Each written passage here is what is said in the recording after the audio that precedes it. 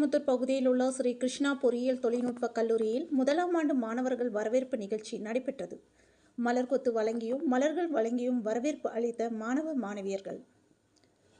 கோவை குனியமுத்தூர் பகுதியில் ஸ்ரீ கிருஷ்ணா பொறியியல் தொழில்நுட்ப கல்லூரி செயல்பட்டு வருகிறது. இக்கல்லூரியில் முதலாம் ஆண்டு மாணவ மாணவியர்களுக்கு வரவேற்பு அளிக்கும் நிகழ்ச்சி கல்லூரி வளாகத்தில் நடைபெற்றது.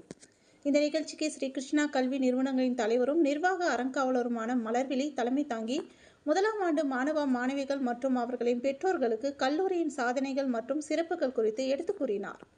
அப்போது அவர் கூறியதாவது: ஒரு வெற்றிகரமான பொறியியல் வல்லுநர்களாக திகழ மாணவ மாணவியர்கள் தங்களது படிப்பில் முழு கவனம் செலுத்த வேண்டும், படிப்பில் முழு ஈடுபாட்டுடன் ஈடுபட வேண்டும் என ஊக்கப்படுத்தினார். ஒழுக்க நெறிமுறைகளை பின்பற்றி பெற்றோர்களுக்கு பெருமை சேர்க்கும் விதமாகவும் தனது கல்லூரி வாழ்க்கையை வெற்றிகரமாக அமைத்துக் கொள்ளவும் வேண்டும் என கேட்டுக்கொண்டார்.